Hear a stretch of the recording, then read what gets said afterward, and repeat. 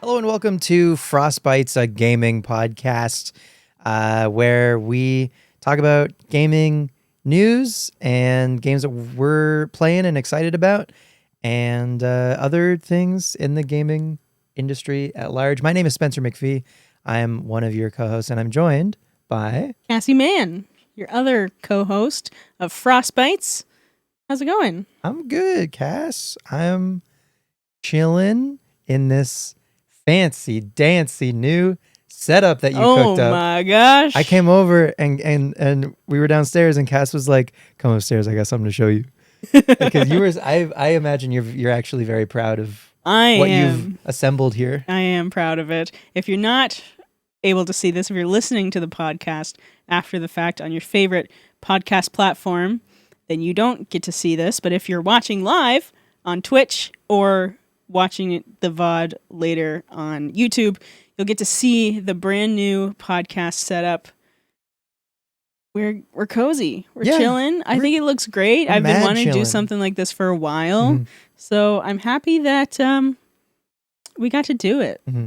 I'm happy that you get to display your shelf. My game shelf. Yeah, and all of the wonderful items on it. Mm-hmm. We got a bowl of DS and Game Boy games over here. Nice. And chargers. So if I just go over here and pull out, what do we got? What do we got in there? We got Pokemon White and White 2. Nice. Classic. And Grand Duel for Game Boy Color. Okay. That I've never played. Okay. It came with a Game Boy Color that I bought off Marketplace to mod. Is that like a card game? I think so. Grand Duel? Yeah. I've never heard of this. Neither have I. We're getting sidetracked already. I know. Grand Duel. Oh, wait, this looks like the font it really reminds me of something. Like if this might be known as something else in English, maybe? Probably. Because this is also a Japanese game. It is a Japanese game. Okay. Maybe like I think this is Duel Masters. Okay. I think. Anyway. I don't know. Yeah. But yeah, I think I love the new setup. Yeah, me too. And, yeah. It's just going to keep getting better from here, I think. But I think this is a great place to do the pod. Yeah. And thanks everyone for listening and watching and hanging out with us live. Come along for the journey that is Frostbytes. We're almost at 2 years of Frostbytes. That's weird to think about. It's so crazy to think about that next month will literally be 2 years of Frostbytes. That's really weird to think about. We're going to have to do something cool. Yeah, now that you mention it, we are. Frostbite's birthday. I don't have any ideas. Neither do I. We'll think about it. We'll think of something. But today, we've got a lot to cover. Yeah, you were like, do you want to do another episode? This was like a few days ago. Last week, yeah. You were like, do you want to do another episode of the pod? And I said yes, but I was also thinking like, I don't know that we're going to actually have that much to talk about. And then everything changed when the Fire Nation attacked. Yes, exactly. The Fire Nation being Nintendo and Team Cherry. Nintendo and Team Cherry and a lot of things. So yeah, I guess my initial idea was like I messaged you, I think it was the first day of Worlds. I think it was like last Friday. Right. That I messaged you and I was like, let's do another episode. And my thought was I knew that at the closing ceremony of Worlds that there was probably going to be some sort of announcement. I was like, we'll probably be able to just cover Worlds at large because I was going to watch a lot of it and I knew you were going to watch some of it. Mm-hmm. And then talk about the closing ceremony. I thought that was all we were going to have. Mm-hmm. And then we got Kirby Air Riders Direct. Yep. A full 45 minutes. Gamescom was this week. Yeah. That we both didn't really pay attention to, but there's a couple of things that I've seen. Cool. Then we got a secret mystery video from Pokemon. Mm-hmm. Yeah, the tease for it was insane. Yeah, but anyway, the teaser was insane. And then we've got Silksong. Yes. Yeah. So we've got so much. Before we get into it, Cass, what have you been playing lately? So last weekend, was last weekend, I think, Shia and I finally started playing Split Fiction. Cool. We're not very far in, and I think we're pretty early into it. Probably only a couple hours, but one evening we just kind of were just like, let's just start it. and so far loving it. Super nice, super fun to play. What are you playing it on? Xbox. Cool. Yeah. Shaya's an Xbox girly, Mm-hmm. so I got it for Xbox because we don't have a whole lot of games for the Xbox anyways. So, like, may as well, whatever. But yeah, it looks great, runs great. Cool. All great things. So far, so good. Far, yeah, really enjoying it so far. I mean, it's made by the same people as It Takes Two, which was an incredible game. But this is like, more like realistic graphics, I guess. I have been noticing a lot of like similar mechanics to other EA games. Like, for example, a lot of similar mechanics to the Jedi games. Okay. Even though it is different studios, because this is Hazelight, and then Respawn is the Jedi games. Okay. So, but very similar mechanics, like same buttons, same actions kind of thing. So I'm like, that has intrigued me a little bit. Do you think that's an industry-wide thing, or do you think that's specific to these two games? No, it can be an industry-wide thing, but like it might be like an EA thing. Sure. But yeah, I don't know. Some sort of like standardization for various actions. But yeah, besides that, I've been playing Pokemon Violet, did the Ting Lu raid. Right. And actually, I tested out an all mono team that I built for, I guess it was just, did me and Light Knight in the chat did a battle against, we each had a mono team. His was mono electric, mine was mono ghost. Okay, cool. I won. Oh, good for you. Yeah, crazy. Yeah, so I had mono ghost team, which was kind of cool. Nice. We were both doing like a gym leader thing. Yeah. So I posted in my Discord last week being like, okay, like if you were a gym leader, what type would you be and who would be on your team? Nice. Like a mono team. Yeah. Think of like what you would do. And so mine would be Ghost because gotta have my boy Gengar. Gotta have Gengar. Yeah, so do you just have 6 Gengar? No, I didn't have just 6 Gengar. I had Gengar, and they also have to be available in Scarlet and Violet. Right. Gengar, Ceruledge, who else did I pick? I have to look at my list of... I'm trying to think of other ghost types. Do you have the dog, the ghost dog? Houndstone? Oh, or Grievard? I forget actually which one of those is the big one. I think Grievard's the big one. Okay. I'm pretty sure. But no, I don't. Not the ghost dog. So my team, initially, the team I said was Gengar, Ceruledge, Mimikyu, Giratina, Annihilate, and Calyrex Shadow Rider. Oh my god, Giratina and Calyrex. Oh yeah. Okay. Crazy. There was no restrictions or anything. So you know, like, it's just like whatever the fuck you want to do. Yeah. But then I didn't actually have all those guys. Sure. So then I think I ended up switching out Giratina for... I can't think of who it was right now. Oh gosh. Some mystery Pokemon. Miss Magius. It was not Miss Magius. Drifblim. It was not Drifblim. Jellicent. No. Thinking of ghost types. I know. Oh gosh. Okay, whatever. But then the other one, I switched out Calyrex Shadow Rider for just Spectrier. Yeah. Cool. Yeah, you can get the horses in Scarlet and Violet from the DLC, but no Calyrex. Yeah. Calyrex is still unique to the Crown Tundra DLC. Mm-hmm. They still want people to spend that money. Cool. Did you do anything else this past week? Yes. So yeah, that's just the start of it. Okay, wait. There's even more though. Okay, sorry. I played a lot. I've been playing a lot of games. I also have been playing Peak a little bit. Oh yeah. I'm just diving into it. Nice. You know, just for fun. Been playing some Fire Red. Oh yeah. But then the big thing. Yeah. Is that I've been playing Pokemon X. Mm-hmm.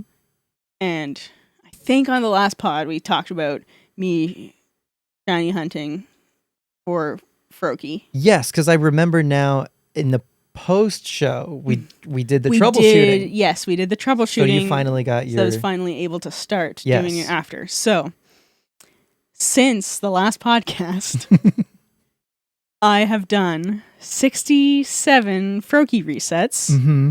67 being the shiny. I'm so happy for you, my friend. I'm so glad. Spencer. Yeah. Do you want to? Can you just remind me how many resets it took you to get your Charmander? Yeah, no, for sure. 9,897. Oh, Thank you for asking. Yeah, you're welcome. 67 is insane. Yeah, it's ridiculous. And I'm very happy for you because that's Thanks. great and so fast. It's really fast, unexpected. What'd you name it? Did you pick a name? So it's not officially named yet. Okay. But I put a poll in the Discord asking for some. I had 3 names picked out as suggestions. I had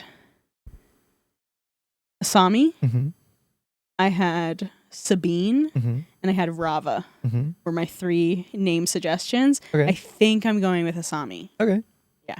Is Asami a character from something? Yes, Asami is Korra's love interest in The Legend of Korra. Oh, okay. Yeah. Asami Sato.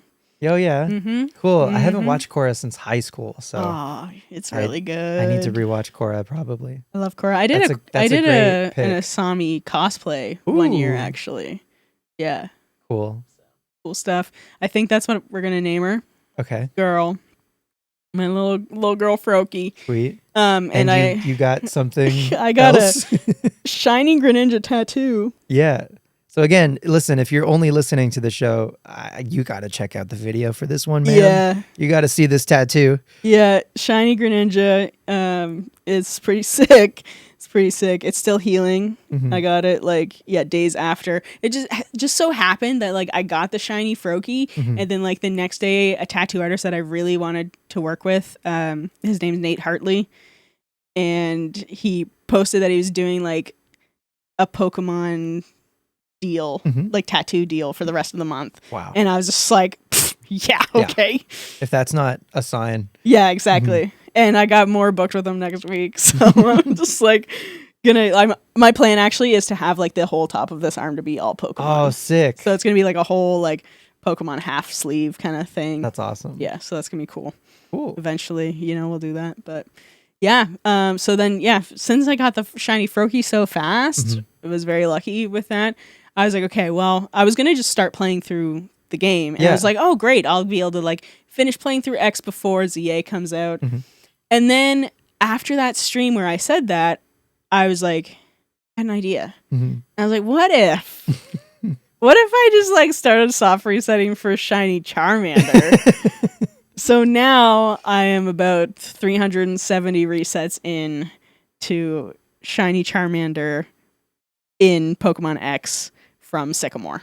Cool. Yeah, which is a lot faster resetting Than the Froakie. Yeah, because the absolutely. Froakie resets were a minute, and it was over a minute and a half. It was a minute and 40 something. If was any, the quickest I could do. Yeah. But if any hunt is gonna go quickly for you, better it's the Froakie hunt Yeah, than the Charmander hunt.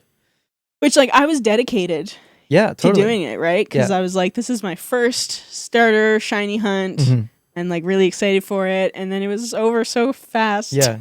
And so you were all emotionally braced for it. And so you were still I was ready for it to take longer. Yeah. So then you were like, okay, well, I may I as still well got gas in the tank. Yeah, Let's go for exactly. Charmander. Let's go for Charmander. And I mean, shiny Greninja, shiny Charizard, both on the same squad. Right, it'd Two be of the so coolest sick. fucking shinies. Yeah. Do you think Well, you're- then you suggested doing the all black shiny team. I think it'd be sick as hell. It'd be so cool. So there aren't actually that many black shinies that No. exist. Not. One other one that comes to mind actually is shiny Haxorus. Mm-hmm. Also Which would kind of be sick. black and red. Yeah. Very cool. Mhm. So even just those 3 Yeah. would be fucking so sick. Yeah, I do have my team for X picked out. Okay. So I mean, maybe I did start writing down all black shinies though, because I was like, maybe that would be Yeah. sick. Because Rayquaza's shiny is also black. Yeah. Oh my god, yeah. You know, Aegislash is Aegislash would be shiny is sick. Wait, I forgot about Aegislash. Yeah. Oh. Yeah. Cass, I think you need to I might need to. Fuck. But it's gonna take you a while, but it would take it's gonna be so sick. long. It would be really sick though. And I think for what it's worth, like if after you did it, if you made like a video about it, I think it would do numbers. Oh, I would definitely do a video about it for sure. So I don't know, we'll see. But as of right now, the plan for the team is Greninja, Gengar, Charizard, maybe Lucario. Oh yeah, because you get the Lucario in the game anyways. Totally. Ampharos. Nice. And Sylveon. But then I also want Xerneas on the team eventually. So then it, like, because Sylveon and Xerneas are both fairy, I'll probably switch them out at some point. Yeah. Because I have played with Sylveon before. Okay. But I wanted to, no, I guess like Gengar and Charizard and stuff I picked. Yeah, but I mean, pick your favorites. Yeah. So it's gonna be like my all-time like dream team. Yeah. Kind of. That's almost. sick. Yeah. Well, I'm very happy for you. I know I make a whole show of I appreciate like, I'm so you happy doing for my that. friend. Yeah. But yeah, 67 is unreal. Yeah, pretty insane. Pretty insane that it happened so fast. And finally, after just like, I was troubleshooting the 3DS for a while, and now that it's like working decently, I finally got it. Like, I don't know, it feels unreal. Yeah, I'm sure if it felt even yeah. unreal. Oh yeah, I layers, was like, I was like, I don't know, like cruising on that like adrenaline for days. Yeah, it's I like you get the shiny and you're like, oh, I get why people do this all the time. Yeah. I'm not gonna, but yeah, of course. But it makes a bit more sense. Yeah, it's cool. It's a cool thing to do. But yeah, cool. that's what I've been playing. Sweet. What have you been playing? I've been playing some Pokemon Emerald. Surprise, surprise. Wow. I don't remember last episode. Did I say that I got the gold trainer card? I don't remember. You don't remember. Okay, just in case, I got the gold trainer card in Emerald, which was awesome. And then actually last night, during stream, I got the final secret base decoration that I need. Oh, wow. So I've also gotten every secret base decoration in Emerald. If you're interested in like what that entails, I guess, there's a YouTuber, Sir Toasty Toes. That guy. Sorry? So I know that guy. Yeah, he's great. He's made some of my favorite videos about Pokemon. Anyway, yeah, if he goes over kind of what would go into getting every single secret base decoration, and it's a lot, but I'm glad it's done now. And so I'm like, I feel like I've been saying this for a while now, but genuinely I feel like I'm in the home stretch for Gen 3, and like it seems like that, like you can actually see the light at the end of the tunnel now. Yeah, and where before you were like, I can tell I'm close. Yeah. But now it seems like you're actually. Now I'm kind of like scheduling, like I think Gen 3 will be done by this time, and then I think I should be done everything that I want to do before ZA comes out. Okay. And that includes one more playthrough of Emerald. Wow. That I think I'm going to start like second week of September. Okay, cool. So, like after we get back. After we get back. Yeah. Even though something else is going to be out at that time, but I'm not going to be streaming it. Yeah. But yeah, otherwise, I played a couple of demos actually. Played the demo for Mina the Hollower. Yeah. And that was excellent. So again, this is the next game from the Shovel Knight developer Yacht Club Games. And this is their first game that isn't a Shovel Knight game. Like they made base Shovel Knight and then 3 additional basically remixes of Shovel Knight with 3 other characters. They made 2 separate spin-offs. They're making a Shovel Knight remastered. Like they really just going hard on Shovel Knight. Milked Shovel Knight for all that it was worth. And I don't really blame them for it because they had this winning IP and they're going to get their bag for it. Of course. But now finally, for what it's worth, they are like doing something else and something different, but they're still like their bread and butter is like retro style games. And so Mina is like a Game Boy Color style, like a top-down Zelda, but I think like with more interesting movement options than a Zelda, for instance. So Mina's whole thing is that she's a mouse, so she can burrow under the ground, and so there's a lot of platforming and combat stuff related to that. Anyway, the demo is pretty quick. I think if you haven't tried it, it's not only on the Switch 2, it's on both the Switch and the Switch 2. Yeah, I downloaded it on my Switch 1 today, so I'm going to try that out at some point. Sweet. It's a lot of fun. And there's even, I think, some like replay value to the demo. At the very beginning of it, you're presented with the choice of 3 different weapons. And once you choose one, then you're stuck with that one for the rest of the demo. But right. So you could go back and try each weapon. Yeah, absolutely. And I might even do that because there was one that I didn't choose that I'm a bit more curious about. So anyway, check out Mina the Hollower. That releases fully on Halloween, October 31st. And then I also played the demo for The Adventures of Elliot, a.k.a. Elliot in Philadelphia. Yes, Elliot in Philadelphia. And so this is an HD 2D game by Square Enix. It is not a turn-based game. It is an action game. Again, kind of like a top-down Zelda. Maybe, I don't know, it's kind of like to the side. Anyway, whatever. But it's very good. Cool. Very promising. Has some cool systems and mechanics. Looks gorgeous. Like, I don't know, these HD 2D games that Square Enix makes are like, every time I see one, I feel just like I wish at least one Pokemon would do this. You know what I mean? Yeah. Because I know. I feel like it would go over really well. But anyway, if you've got a Switch 2, I think you should try Elliot. Again, a pretty quick demo. I think you can rip through it in like less than an hour. But it definitely like gives you a great sense for what this game is going to have to offer. Sweet. So it doesn't come out until next year. This December, I think this holiday, we're going to get Octopath Zero, which is another HD 2D Square Enix game. Yep. Turn-based, if you haven't heard of Octopath before. I think old school Final Fantasy. There's no demo for Octopath Zero, but that is kind of the next offering from Square Enix at least. But yeah, try Elliot. Trying to think if there was anything else. I don't think there was. So you've been deep into the Pokemon. Yeah. Which, I mean, let's maybe start talking about what happened with Pokemon this past week. Yeah. We had Pokemon Worlds. Yeah. It was in Anaheim. Mm-hmm. What did you think of it overall? It was great. Yeah. I don't know. Did you watch like all 3 days? Were you watching it a bunch? Or just kind of watch the finals? And I had a show out of town, so I had to bounce for that. But I got back on the final day just in time for the TCG, which is the trading card game Masters finals. Nice. And then all 3 of the VGC finals. So Worlds, or even just a competitive Pokemon at large, has 3 different age divisions. There's a junior, which I believe goes to like up to age, I want to say 12. Yeah, it's weird because they do it by the year you're born, not by your age. Right. But yeah, I think it's like technically it is like 12. I think junior goes to 12. I think senior is like 13 to 17. 17, yeah.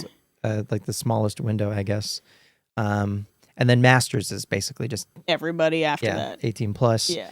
And so, yeah, they, for the most part on stream over the entire course, they pretty much just show Masters games on stream. It isn't until the finals really that they show games for, like they show the finals for juniors and seniors, but otherwise they don't really stream those. I'm pretty sure divisions. When I was watching, they were showing the streams for those age divisions. Okay. But other than the finals? Yeah. Okay, cool. But yeah, it's just great to see people playing. Again, it's Worlds, so like the stakes are high. You know, I think I mentioned last time, it's almost feels like the Olympics or like the World Juniors or you know, just the finals of any sport really, where you just watch because it's the end of something. And everything that these people have worked on this entire season is all finally culminating into this one fight, you know? Yeah. And It's I don't know, like, I used to not really be into watching competitive gaming. mhm. And, like, I kind of started watching competitive Fortnite was where I really started, like, getting into it. And then, like, I would watch FNCS stuff. And then last couple of years, I've been watching Pokemon Worlds. And there's just, like, there's a lot of excitement around it. One, you get to learn more as, like, a fan about how the game works and how people play it competitively. Yeah. And just, like, there's so much that goes into, like, the production Oh my god. of an event like that. Yeah. That's just, like, insane. Like, I watched the opening ceremonies, and there was people, like, singing songs that they wrote for Pokemon, and, like, Well, there's the whole soundtrack. yeah, There's like a 6-song soundtrack that they put out, it's so crazy. Like, and just, like, the which production they've never done value before, by of the way, all- for Worlds. Oh, really? This was the first time that they've done this. Okay. But Was this also the first time it was in, like, a big arena too? yes, yeah. A lot of people were saying that this was the first time Pokemon has actually felt like esports. Yeah. Yeah. Cool. Yeah. But it was sick. Like, I was watching the whole weekend. I was just Yeah. like streaming it in the Discord, just had it on in the background while I was like doing other stuff. Yeah. And it was really, really cool to Yeah. just like watch. I've like heard people that were at the event physically that were like, this is one of the best things I've ever done in my life. Yeah.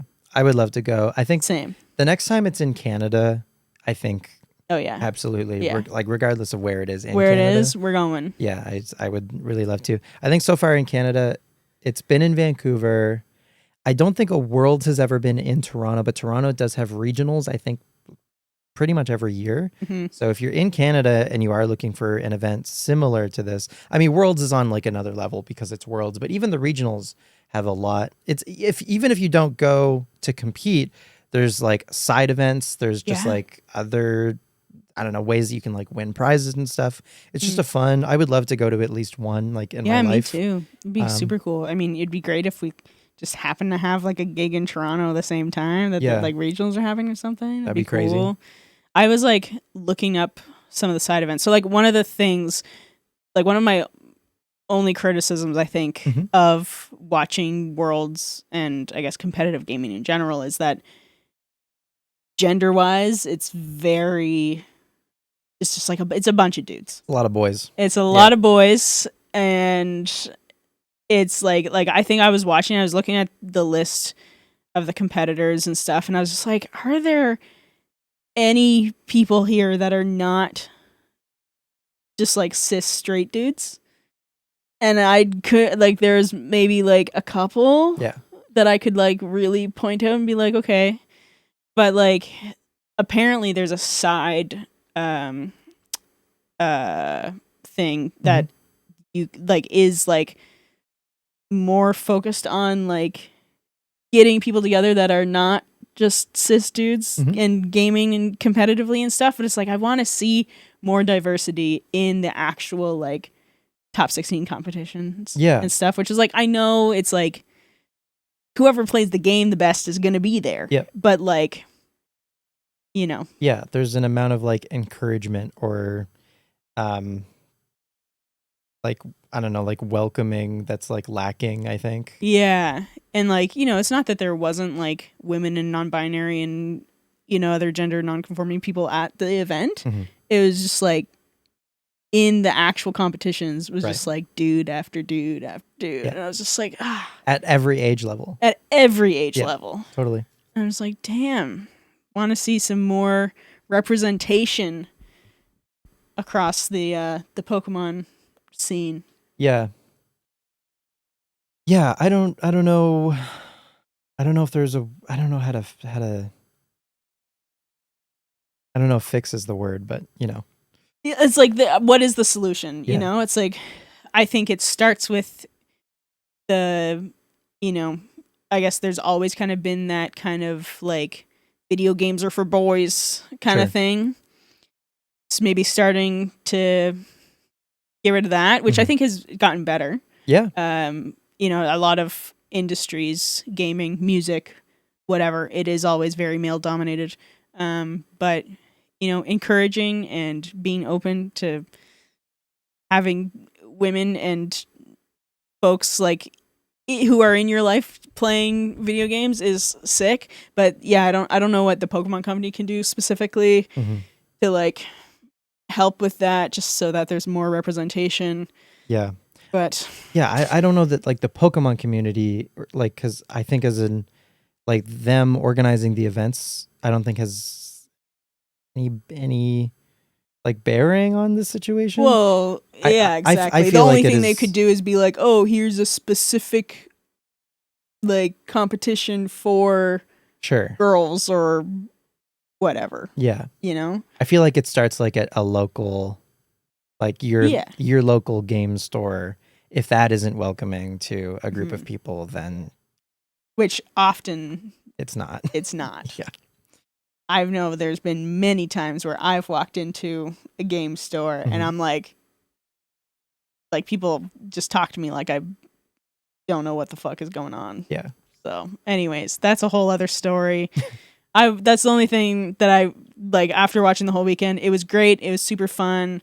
Loved watching it, but there needs to be more gender diversity in esports at large, but in this specific situation, just like watching Pokemon Worlds. Yeah, totally.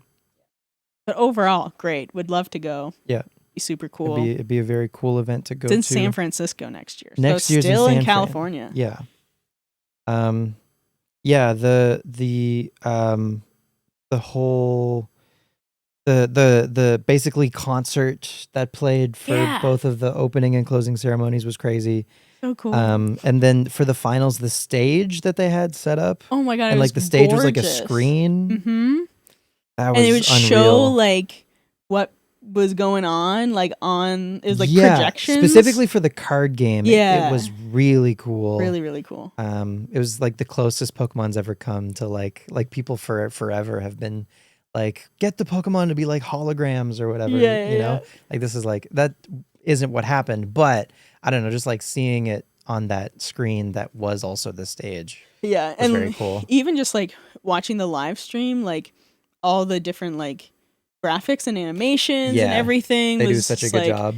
Really, really cool. Like they had a lot of like really cool like stinger transitions with a bunch of different Pokemon, and I was just like, this is so fun. All of their layouts look like really clean, but still like stylized. Yeah, the branding was really, really good. Yeah, so hats off to the production folks. Yeah. The casters did a great job. Yeah, and that's another thing with like these kind of events is like you're watching not only a game that you love, but like just having it be casted and like having people bring excitement around it and like what everyone is doing is really cool. Because like if there was no casting going on, I'd be like, I have no idea what's going on. Yeah. Like, why is this a big deal? You know, that kind of stuff. And then it's like, but then you hear these people being like, oh my God, this person's doing the blah, blah, blah, blah. And you're just like, oh, something's interesting, you know? Even if you don't totally like grasp actually what's happening, their excitement is infectious. Yeah. Yeah. But I think they still do a good job of like explaining things really well. Yep. Which like they have to do quickly, like in the small like windows of time that they have, you know, in between turns happening. Yeah. Yeah, it was a lot of fun. Even if you didn't catch it live, I would at least recommend watching like some of the finals for watch the Masters finals. Yeah, watch the Masters finals for VGC so cool. or TCG if you do the cards, or the Unite finals. Also, Unite is a very cool game. I don't understand how Pokemon Go is competitive. Watching that competitively was so funny. Like, no offense to anyone who plays Pokemon Go competitively, but like the live stream was literally just watching two people on their phones just going. Right. So that's why I don't get it. That's why I don't understand how these people it's like, what's the skill? Are on this stage competing for real money and a trophy. Yeah. And I haven't looked into it, so neither have I could not be giving it enough credit. But also, like I watched the same thing you did. It does look it is ridiculous. Ridiculous. Yeah. Anyway. Yeah, pretty crazy. Pretty crazy stuff. I'd be very interested actually to see if TCG Pocket ends up getting some sort especially of... now that there's ranked. Yes. Yeah. but like I don't know that they have the card game there basically twice. I feel like TCG Pocket could maybe happen at like side events or something. And again, they have a lot of side events for just like they have like different ways, like different game modes for some of the games happening. Yeah. They have some retro games happening at some of the side events. Yep. And to your point about just like seeing diversity on the stream, I think if they showed more of the side events even True. on the actual broadcast, I think that would help a lot. That would help. Yeah. But I mean, I understand there's like so much going on that they can only show so much. And like for them to not be showing like the final, or I mean, they would obviously show the finals and stuff, but like even like, you know, whatever the thing they were doing, what's it called? Is this a Swedish something? Swedish. Maybe, I don't know. It was like where it's like the different teams, and then it goes down to like the I don't know what I'm trying to say, but the different teams. Like how it's like you start with the top 16, and then it goes to the top 8, and then to the top 4, and then to just like the top cut. Yeah. Even if like obviously like I don't know, those people work so hard to get there that you want to show that. Oh, did you mean Swiss? Yes, Swiss rounds. Swiss rounds. That's before. What it is. Right. Not Swedish. We got there. Yep, Swiss rounds. That's the word. We got there. Swiss cheese. Delicious. But yeah, I think like it would be cool even if they had like alternate streams that you could watch. Well, they did start doing something with this stream where they would have the casters covering a live match, and then in between they would have a recording of another match from the same round. Okay. And they would have like a lounge of like 4 different casters, not actually like color commentating or live commentating necessarily, more so just kind of like reacting, I guess, and was like chiller. Cool. But it was a way to show another match in the same round on stream, like in between, because there is a lot of downtime in between games. Well, especially between like the different like types of games and stuff too, because they have to like reset the whole stage and yada yada and all that stuff for finals. Totally. But even just like for Swiss, but at least like they did, I think, try to just like show more games total, which was nice actually, because there was just a lot less downtime in between games. But it also, just the way that they framed the games that they were effectively reacting to, I don't know, I was just like, something about it felt less important, and so I just was like less interested. Yeah, that's fair. Maybe because it just wasn't like the main, I don't know, the featured match for that round or whatever. Makes sense. I don't know. I mean, Pokemon Company, if you are somehow happen to be watching Frostbytes, they're definitely they're regular watchers. Hit us up. We'll cast. We'll help plan stuff. Yeah. We'll see you at Pokemon Worlds whenever it's in Canada next. Next time Worlds is in Canada, we'll host it. We'll be casting finals. Yeah, that'd be crazy. That'd be wild. So then, closing ceremonies. Yeah. So I mean, I guess first, like they did like the whole trophy ceremony, which like I guess one couple things I want to talk about for that. One, a Canadian won the Masters final for TCG. Yes, Riley McKay. So that's pretty cool. Then I don't remember all of the people, but I did note that the guy that won seniors VGC won juniors VGC the year before, and that's the first time that's ever happened where someone has won consecutive years and in different categories because he aged up, obviously.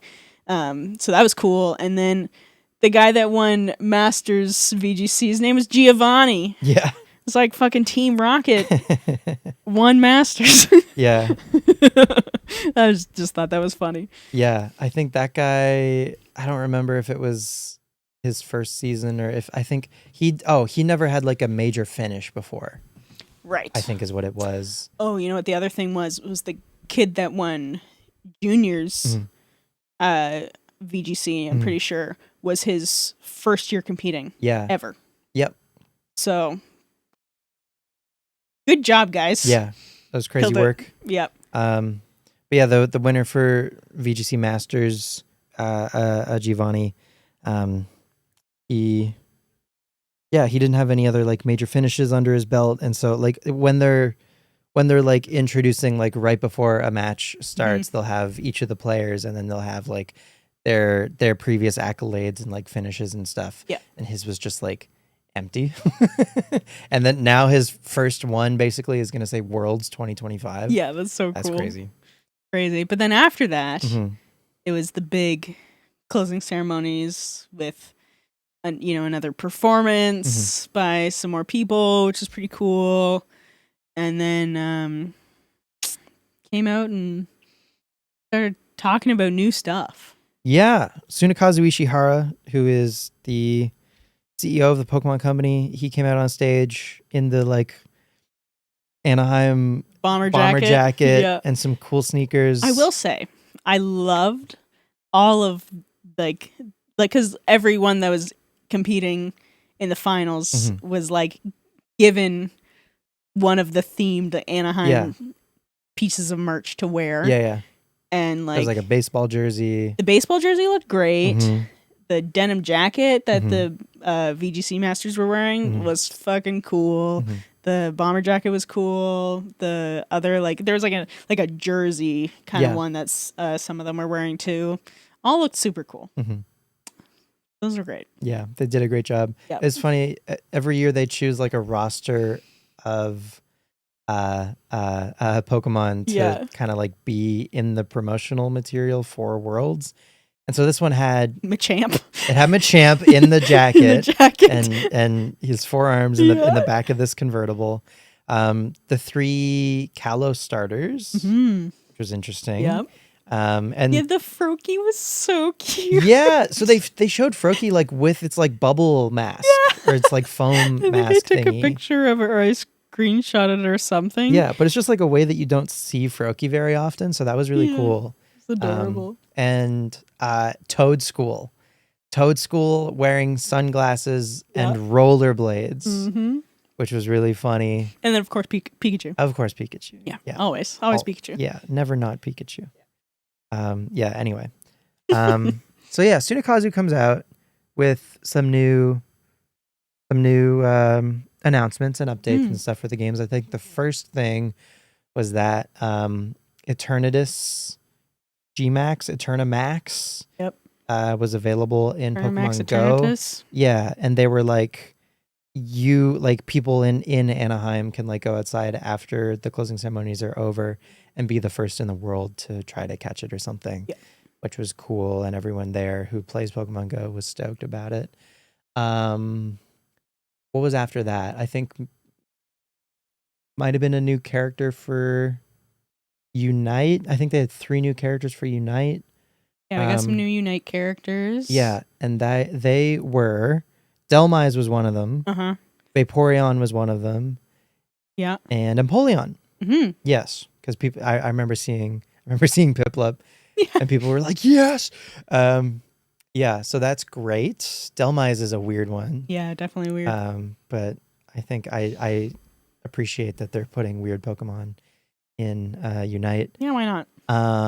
Some cards. They showed some new cards for both Pocket and regular TCG. They did. So, I guess last time we did the pod, we were talking about what TCG is doing now that the Scarlet and Violet era is over, and they are going into just like megas. Yeah.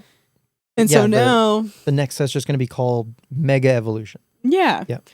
But like they released or they announced some of the cards that are going to be in these mega sets, and one like the art style is like super cool. It's like comic-y kind of, and there's like Mega Charizard and I think the Mega Gardevoir and Mega Lucario. Mega Lucario. Yeah. And those are like they look really, really cool. Super sick. So excited to see that. Yeah, definitely it seemed like a Marvel comic aesthetic to them. Yeah, it was really, really cool art style. Mhm. And then TCG Pocket is also getting megas, which is pretty cool. And they announced some cards that are coming with that. And I think the new season is starting. I think they said October. Yeah, I think so. Which is cool because technically, yeah, we've been in the same, like in season 1 still this whole time. For Pocket? For Pocket. Right. Yeah. Yeah. I guess. Things are gonna change there. Mm-hmm. It's gonna be pretty sick. Yeah.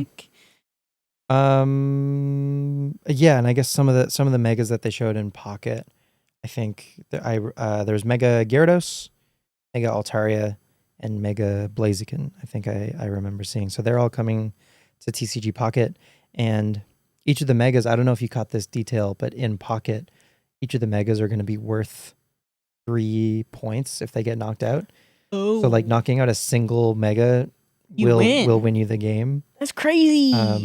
So yeah, that's wild. That'll be interesting. But obviously, because of that, they're going to be very good, as you can imagine. Yeah. Because right now, if you knock out an EX, it's 2 points. 2, yeah. Just insane.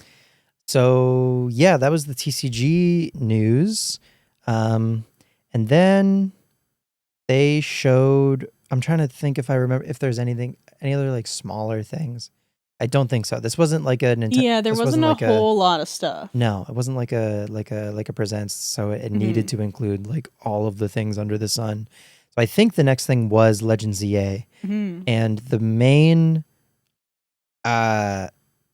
thing that they showed for ZA was actually a new multiplayer battle format. Yeah. I don't remember if it had a name. I think they called it the Link Battles. Okay. I think that's like what it was. I could be wrong, but I vaguely remember it being Link Battles. Okay. But yeah, pretty cool. It's like almost Battle Royale-ish, but it's like live. Like, I think it's like whoever defeats the most Pokemon like wins. It looks cool. Yeah. It looks cool. Yeah, so it's going to be 4-player, free for all. Everyone moving around in real time. And this format, turn-based, exists in Pokemon Sun and Moon and Ultra Sun and Moon as the Battle Royal, not Royale. Right. But it is similar in that, like, if you knock out an opponent's Pokemon, everyone has 3 Pokemon total that they bring to this fight. If you knock out an opponent's Pokemon, you get a point, and the game ends the way that it works in Sun and Moon. The game ends when one of the 4 people loses all 3 of their Pokemon. So, like, whoever has the most points by the time the first person gets out wins. And then obviously if you get out, you can't win. But anyway, so interesting. I think this is going to function similarly, where as soon as the first person is out, then whoever has the most points from knockouts is going to be the victor.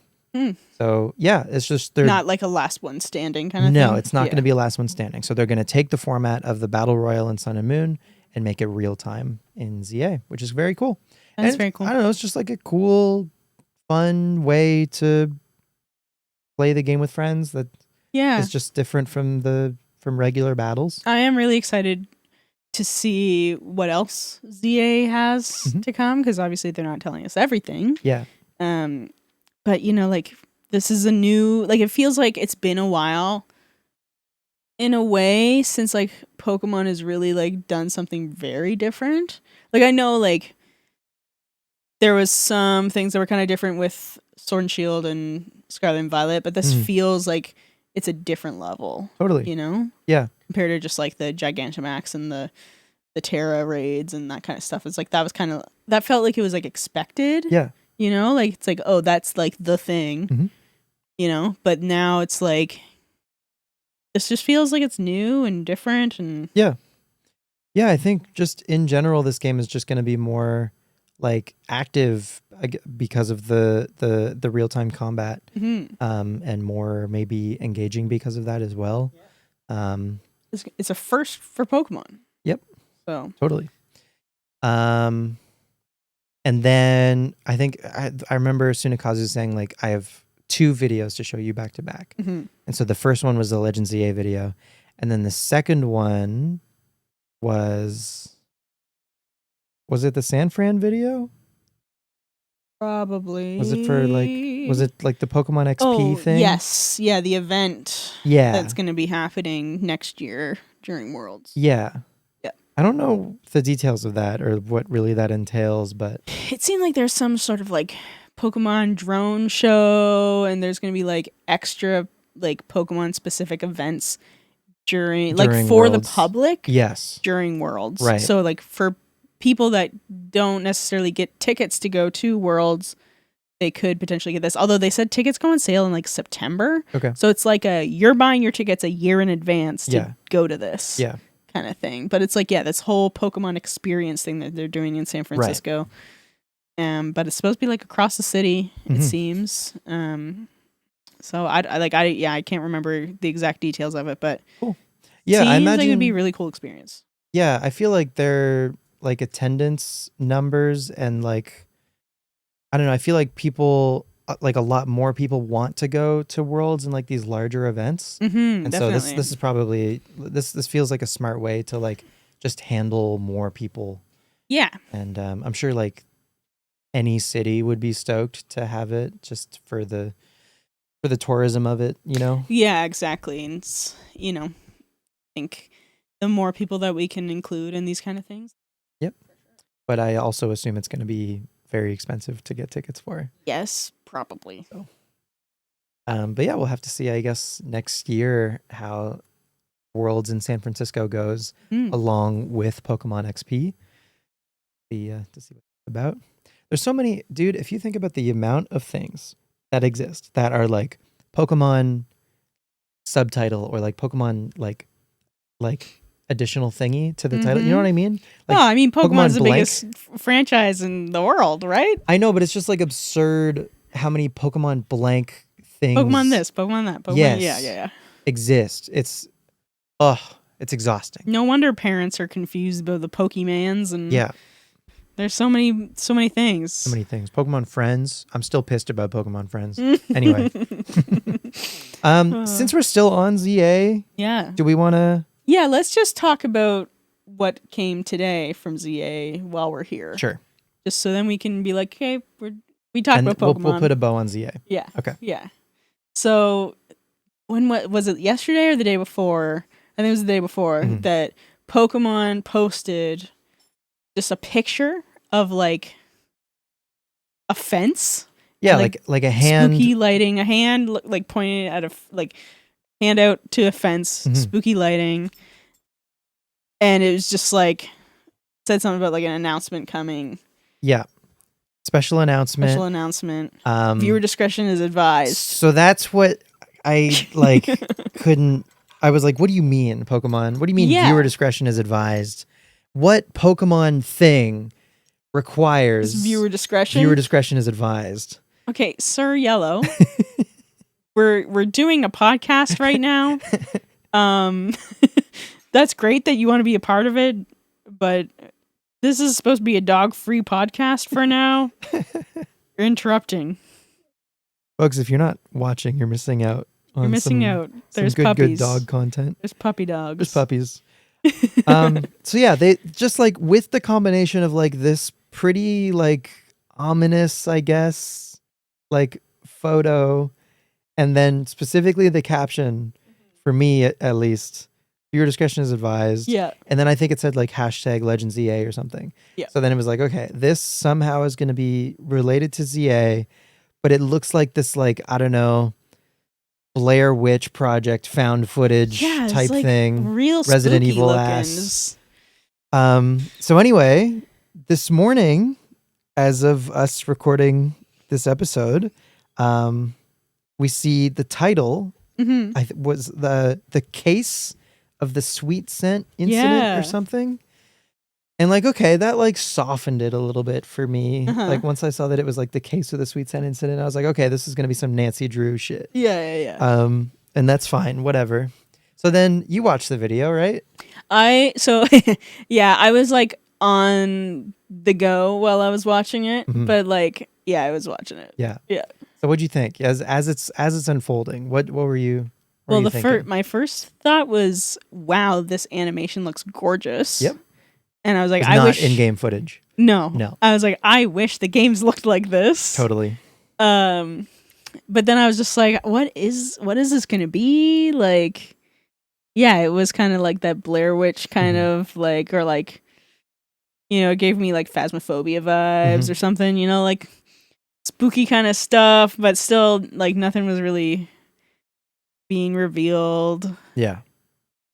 It was two characters, one of them, I guess, filming with a camera, and then one walking in front with a flashlight, exploring this, I don't know, abandoned house. Seem abandoned, yeah. Yeah.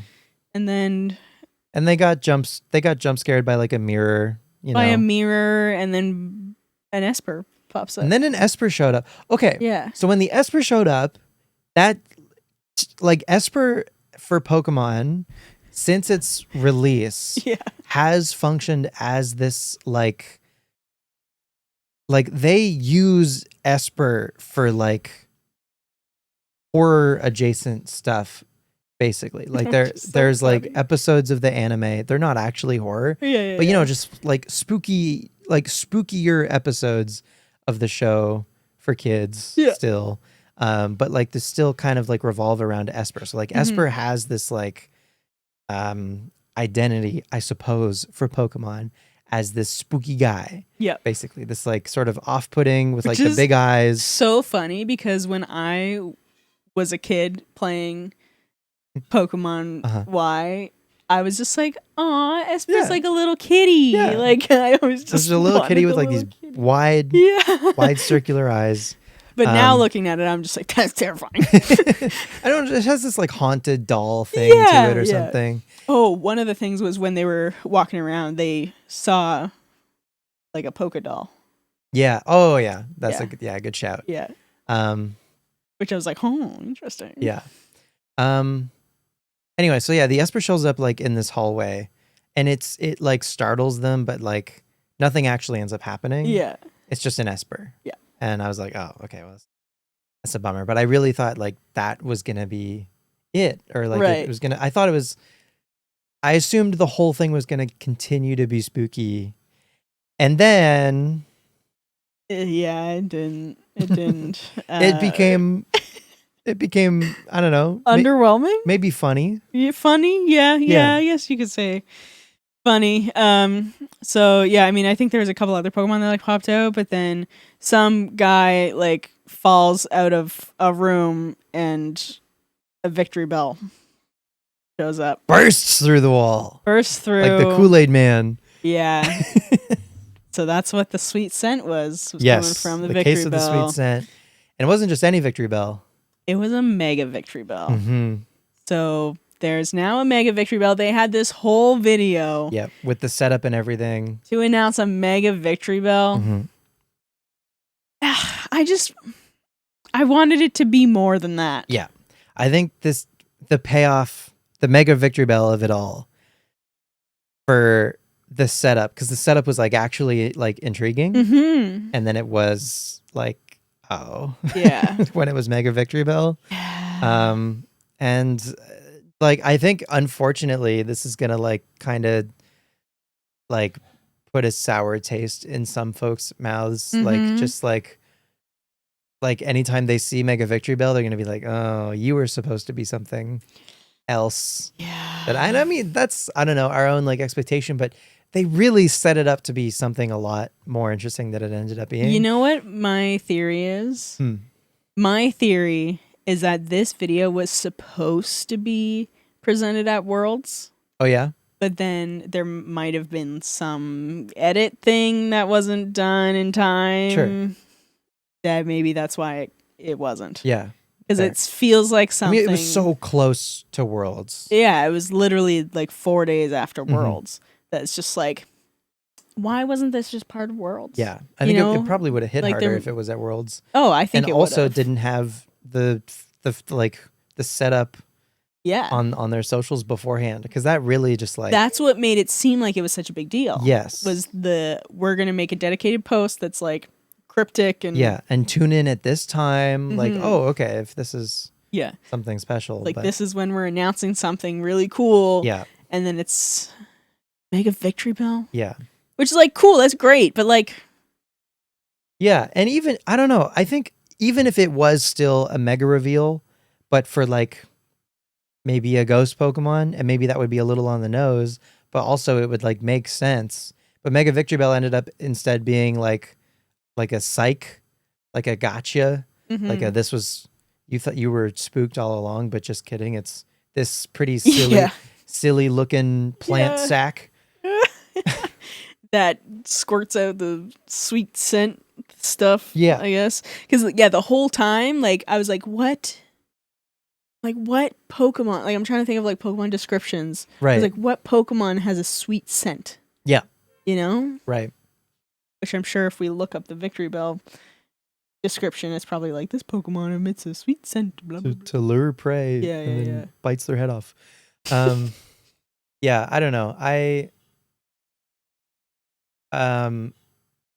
After it happened, I was like, I could have slept in. Yeah. Anyway, but I also don't want to be like too down on it because I at least appreciate them, I don't know, trying to make an event of it. Yeah, of course. I think that is very cool.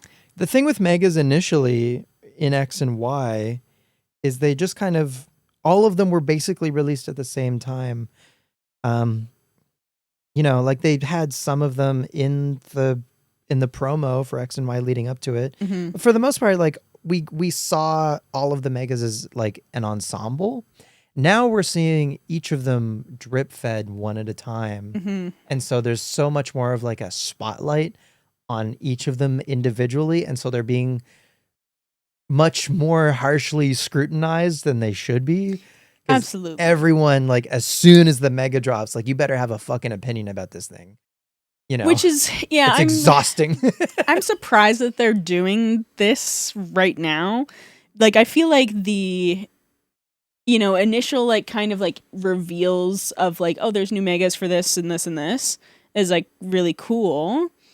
But I think, like, maybe they should have just, like, kind of left it at that, like, what was in the trailers and stuff. Because, like, yeah, I don't think Mega Victory Bell needs an entire video. No. Just on that. Like, let us discover who else is, like, a Mega in the game when we play it. Yeah. You know? I agree. I mean, I don't know. They got to do marketing. They got to do promo for their game. Yeah. But, yeah, I'm with you. I think less is more. They could stop. I think they've shown enough for ZA. I think people are very excited about it. Yeah, but I think there probably will be at least a couple more mega reveals before the games come out.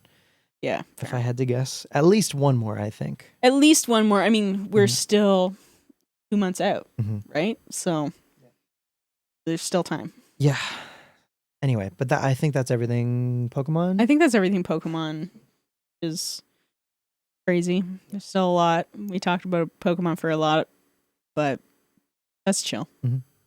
So there was another direct that I was glad that I got out of bed for, and that was the Kirby Air Riders 45-minute long direct featuring the king himself, Masahiro Sakurai. Pretty cool. He was back. He shouted out his YouTube channel. It was awesome. Oh my gosh, I love that.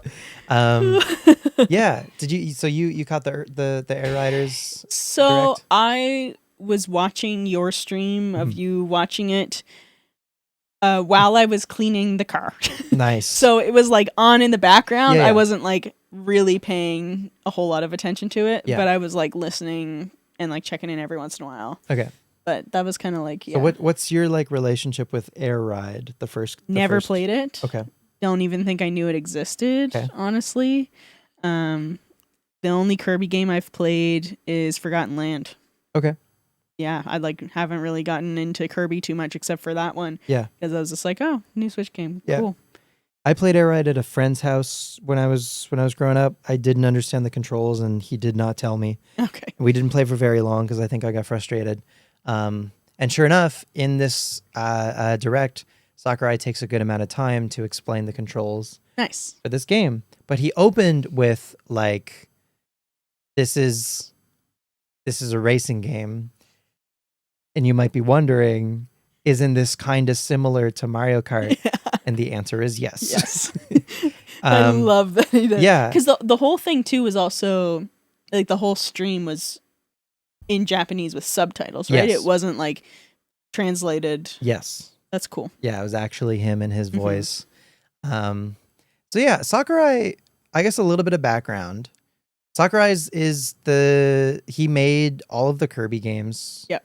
Or sorry, he didn't make all of them. His more recent Kirby's, he has, I think, been more of like a, I don't know, executive producer, consultant role, but at least like, early Kirby's, he's made all of the Smash Brothers. He's the Smash Bros guy. He's the Smash Bros guy. He also did Kid Icarus Uprising as well. So he kind of like reinvigorated Pit and Kid Icarus as an IP. I mean, I always liked Pit in Smash Bros. Yeah. So he made Kirby Air Ride for the GameCube. And now, at the beginning of this Direct for Air Riders, he said that this was a request from two of the higher-ups at Nintendo. Oh, okay. Who asked him to, at least this is according to him, in this Nintendo sanctioned Direct. So who's to say? But anyway, I'll take his word for it. I genuinely, I feel like Sakurai is one of the most honest people in the industry. Anyway, he said that this was a request, and I think he maybe even brought up to them, like, isn't this kind of, like going to coincide with Mario Kart? And they were like, don't worry about it. But genuinely, I feel like this is a game that I think Sakurai is getting to make, like, as a reward for all of the time and also like the money that he's made Nintendo. Yeah. I feel like Nintendo is like footing this bill for him to be able to make, I think, one of his like dream projects. Nice. Okay, that's cool. Just to kind of like give it a little bit more perspective in that regard. Just because he has like, he hasn't fully retired, but he is, again, even for Smash, I think he's in a little bit more of like a consulting role. Yeah. Like towards the end of Smash Ultimate, when they were rolling out the DLC characters, he was the most hands off that he's been with the series. Yeah.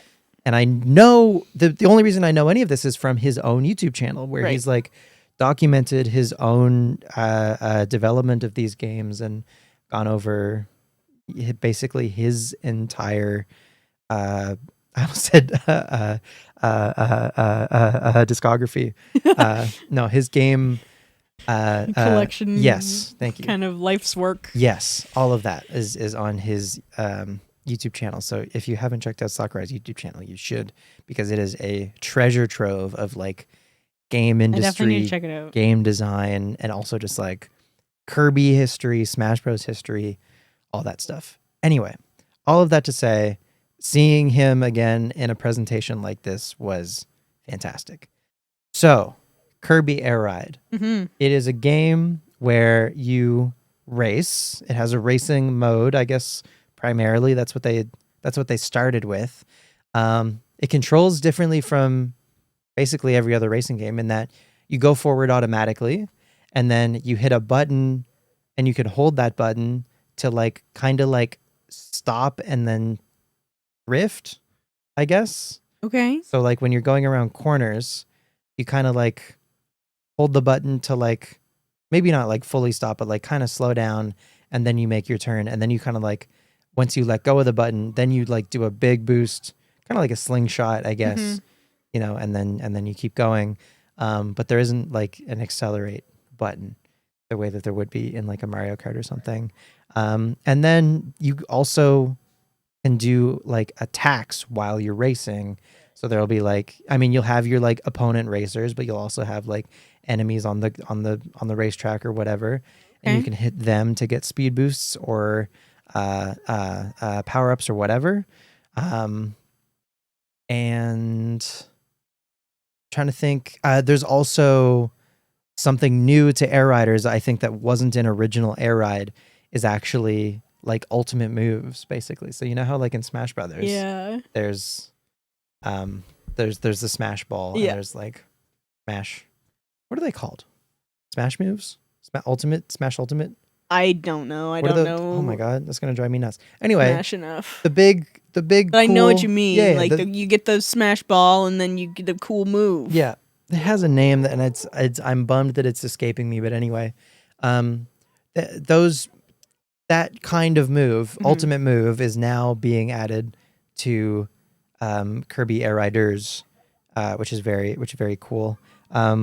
What's funny is to do the ultimate move or special move, whatever, they had to map it to a new button.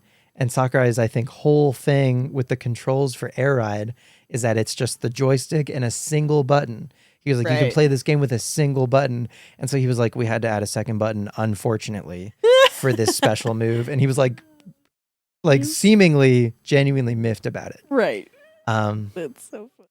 So another thing that they showed that's very exciting was the character roster. Did you catch any of the characters that I heard that there was a lot of Kirby characters that have not been seen in Kirby games in a while. Yeah. I think that like for Kirby fans, this was a moment where I wish I had like played the series, I guess, more.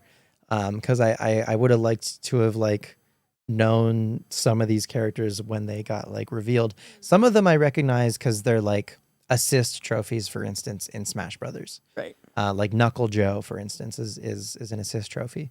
But these are like all characters from past Kirby games, and there's a couple even that I'd like have genuinely never seen before. Oh, okay. They showed like two of the last ones were like Starman and Susie. I haven't seen either of them. I know Waddle Dee and Meta Knight. Yeah, that's about it. Right. But like all the ones that you would expect: Meta Knight, King DDD, Waddle Dee, Waddle Doo. Waddle Doo. Yeah. Yeah, man. A whole bunch of very cool Chef Kawasaki. Okay, wow. A whole bunch of very cool Kirby characters are playable in this game. I never realized actually that Meta Knight and King DDD are in the original Air Ride. I thought it was only Kirby in that game. But yeah, the roster for Air Riders is much bigger. And yeah, I imagine there might be some DLC characters like, you know, that your like blue like flying squirrel friend in Forgotten Land. yeah, in that one. They weren't revealed in Air Riders, but I feel like they could be like a DLC character pretty easily. Yeah, especially with because there's a Forgotten Land Switch 2 release. Yeah. Right. Yeah. So the DLC actually comes out a week from today. A week from on the today. 28th. So maybe. One other thing I guess we should mention right quick. Drag X Drive came out, and people are playing it. Oh yeah. Yeah. Have you tried it? No, and I won't. Okay. But cool. Nice. Yeah. I think something I've seen people say about it is that it is more tiring to move the mouse mode Joy-Cons in this wheelchair motion than you would expect for long periods of time. Guess what, people? Guess how hard it is to live in a wheelchair. Yeah. God. The wheelchair community is probably seeing people complain about Drag X Drive. Like, that's my life, idiot. Yeah, exactly. Anyway, that game is out now if you want to give it a shot. Right, interesting.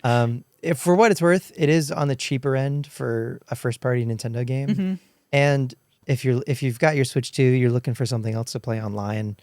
Maybe you're sick and tired of Mario Kart World. I don't know your life. Maybe Drag X Drive could be fun for you.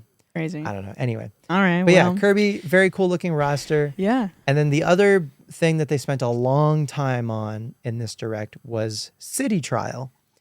I heard you talking about City Trial and how like the game essentially would suck if City Trial wasn't in it. Like fans, like diehard fans of Air Ride would be pissed if this wasn't included. So this is a game mode where you have 5 minutes in this city, and you have to go around during those 5 minutes and find power-ups. And you also, like, you start off just by, like, walking, basically. And so you have to go and you have to find a machine, is what they're called, instead of, like, carts or cars. Right. The things that you ride on in this game are machines. Some of them are star-shaped. Some of them are bike-shaped. Some of them are, I don't know, a bit bulkier, like larger. Anyway, but they're very cool, and they all have their own stats and attributes as you can imagine. But yeah, during those 5 minutes, you got to go around the city and find some power ups. And then at the end of the 5 minutes, you do some sort of like multiplayer challenge, whether that's like a race or some other sort of like mini game, basically.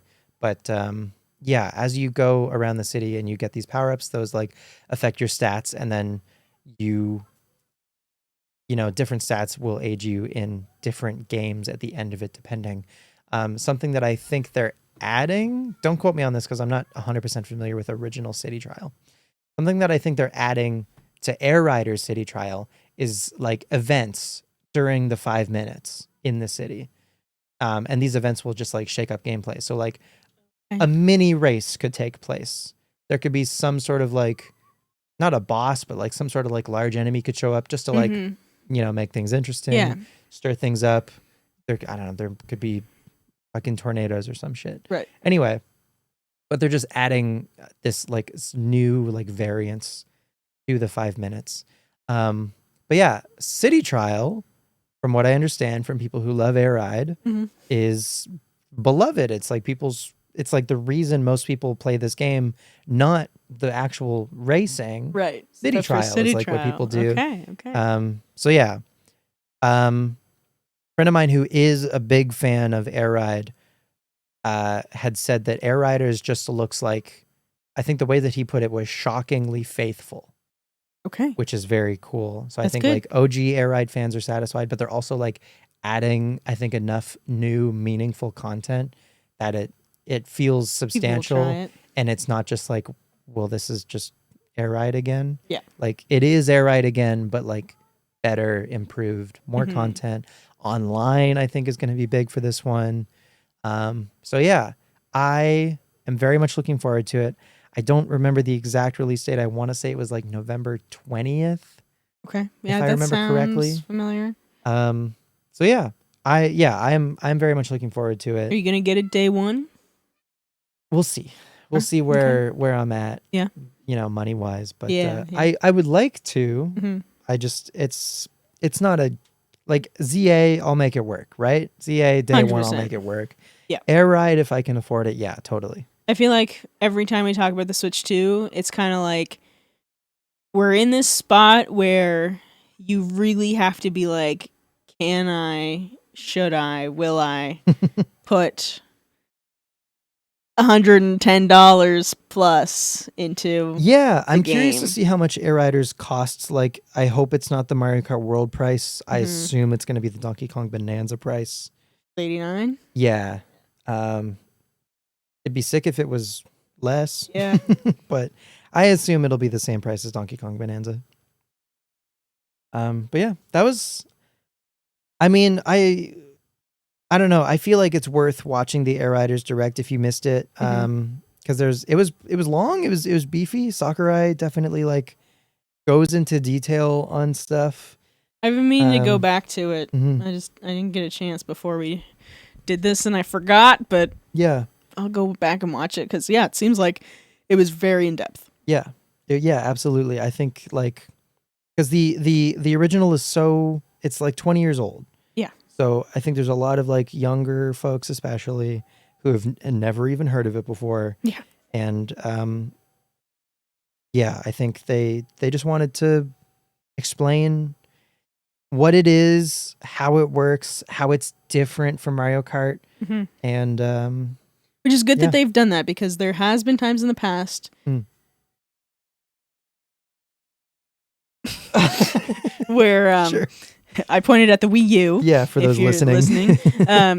Where Nintendo's communication skills have not been great Sure. in like explaining how something is different than something else. Mm-hmm. So by having Sakurai go on and do an entire direct to be like, here's how this game is different than this other game, so that you're not confused, or when your parents or whoever asks, hey, isn't that just like Mario Kart? Yeah. And this is how you can kind of... Or even as a Kirby game, like I feel like I have some students who like have played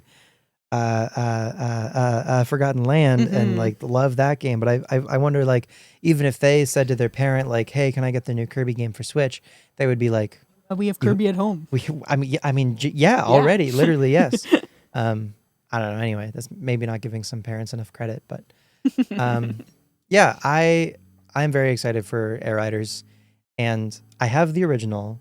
And I am going to stream the original Nice. at some point before Air Riders comes out, just because I do want to like experience the original before the sequel, definitely. because then I'll feel like I'll have a better like appreciation for like what they like changed and built upon, all that stuff. One last thing for the Air Riders Direct is, in Sakurai fashion, there was basically a post-credits scene at the end of it where they sort of teased another character. So that's why I think, unless they'll be available at launch, I just have to assume that there will just be some DLC. They like doing deals, a little bit of, post-release DLC just to keep the game in like headlines effectively. Yeah, of course. After it's launched. Why not? So Why not? Anyway, that's cool. Well, it looks like it'll, be a good game for longtime Kirby fans. Totally. And I'm glad that like people seem excited about it. Yeah. I think that's good. That's what people need in the gaming community right now. And hopefully it lives up to what it seems like it's going to be. Yeah. But folks, make sure you're following Caprio and you go watch him play the original before he plays the sequel. Air Ride and Air Riders. Air Riders. Crazy name. So, last but not least, let's get into it. I think it was the same day as the Pokemon announcement kind of came. Yeah. There was a announcement that there was going to be a video for Silksong on Thursday. Yeah. The same day as the Pokemon video. Yeah. It's like pretty much like right after. Yeah, we had the Mega Victory Bell video, and then an hour and a half later we had a special announcement from Team Cherry for Hollow Knight Silksong. So we watched it. We watched it live. I right before it started, I saw on YouTube there were 237,000 people watching. Oh my gosh. The YouTube premiere for this video. Yeah. Silksong is one of the most anticipated games, I think, of all time. When was it first announced? I think 2019? 2019. I think it's been 6 years. Yeah. I think Hollow Knight came out 2016. So then they announced Silksong in 2019. And it's similar to Metroid Prime 4. Yeah. For a while there was in this like, is it real? Is it real? Is it ever actually going to happen? Yeah. Silksong is the most wish-listed game on Steam of all time. Oh. So finally, at long last, there was a demo for Silksong at Gamescom that people could play in person. And then, yes, the other day, Team Cherry said special announcement video. So yeah, we watched it this morning. There was some brand new footage for the game. It looks awesome. It looks great. Hollow Knight, I think, is like one of the greatest games I've ever played. And Silksong it's going to be just as good as, if not better, I think. From what I've seen, yeah, it looks incredible. People seem very excited. Yes. And like as someone who hasn't played Hollow Knight yet, it's been on my list for so long. Totally. I can't wait to get into it so that I can play Silksong after. Yeah. And now that like, I don't know, now that we know that Silksong is real, it kind of like ignites this like, because like that's kind of the main reason that like I wanted to make sure that I finished Hollow Knight before Silksong, because I wanted to like be in on the ground floor of Silksong when it came out. Yeah. And so they show all of this like gorgeous footage for Silksong and very cool gameplay, very cool movement options. At one point they show Hornet kind of doing like a float, kind of like Peach. You know how Okay, Peach, yeah. You're kind of like saying. if you hold the jump button, Yeah, Peach will Peach do a can little kind of float. Yep. So Hornet, I think, has like a floating ability. And yeah, I haven't like. I'm sure the Silksong heads are gonna like go through this trailer with a fine tooth comb. Mm-hmm. You know, seeing Of every single course. thing in this. Just in this as we do trailer. with all the Pokemon. Just because I mean, they've drip fed, especially for Silksong. You know, the actual my God, footage that yes. these poor Silksong fans they've just have been had waiting for they've been so long. rationing this footage for years. Finally, after they were done showing all of the footage, Yeah. Cassie, if you'd like to share the news. We have a release date. Oh, Yellow's excited about the release date Yellow's as well. stoked about Silksong, apparently. So Silksong is coming out September 4th. Yeah. Oh, excuse you, Yellow. Excuse you, Oh my Yellow. God, I don't know if the microphone picked that up, but that Yellow was a can't believe- big burp. Basically from the 2 weeks dog. away from today, Mm-hmm. when Silksong comes out. Beep Yelly. Thanks, bud. Yeah. So is that enough time for you to play Hollow Knight? Oh God, no. How many hours did you play Hollow Knight in? I think 40. Yeah. Okay. Yeah. And I don't have that much time. Well, I feel like I really took my time. Like I went you over. tend to. I feel like. Yeah, I went over When you areas play games? like twice sometimes just to see if I missed anything. And I did, evidently. I think I told you that like my completion percentage in that game is only like 78%. Right. Yeah. Out of 112. Anyway. But yeah, I don't know. I still feel like I took my time. I died a lot to the many bosses in the game. Oh, I'm gonna die so much. Yeah, I mean, same thing for Silksong. Like, I'm gonna die a bunch, but I'm gonna have a great time doing it. Yep. And I can't wait. Silksong comes out the day that you and I are Fly to London. We're gonna be on a plane. We're gonna be on a plane the entire day. So We'll be able to avoid all the spoilers, I guess. yeah, I guess so. I'm probably gonna wait to play it when we get home. Yeah, I want to play Hollow Knight before I play Silksong. Mm-hmm. So it's gonna be a while till I get to it, I think. But exciting that it's like finally coming out, and for all the people that have been waiting so freaking long for this game, and like we've just been like waiting for information on it. It's nice to finally have like a release date. I was wondering going into it, like I felt there was like a small part of me that wondered, what if at the end of this trailer they're gonna say available now? Yeah, and that would have been insane. But 2 weeks away. That's still pretty good. That's pretty soon. Pretty close. I thought it was gonna be later. I thought it was gonna be like November released or something. Yeah, I think I said in your chat today, October 16th, which is the Yes, same day right. that ZA comes out, but it's also the same day that the Xbox handheld is being released. Because during Gamescom, they announced the release date for that as well. I didn't really pay attention to anything else at Gamescom, to be completely honest, but got a release date for the Xbox handheld. Yeah. Hi, Yellow. So maybe October 16th, I'll just like pick up a Switch 2 and ZA, and then I'll just bring home an Xbox handheld for Shia and be like, here you go. I'm going to go play my Switch 2. And then maybe that'll make it less bad and be like, I didn't spend $1,000 on this console, not at all. Although I was at EB Games the other day and I just saw all the boxes of them because it seems like there's a lot of stock. And I was just like, only my bank account would allow me to just take one of these home with me right now, I would do it. But I am still very set on getting it before October 16th. Okay. Are you gonna get it like because the ZA bundle? Are you gonna get the ZA bundle? Do you think? I don't know. Like, part of me wants to just to have like the ZA box, which is silly though, because I want the physical version of the game. Which is also silly. Yes, I know it's also silly.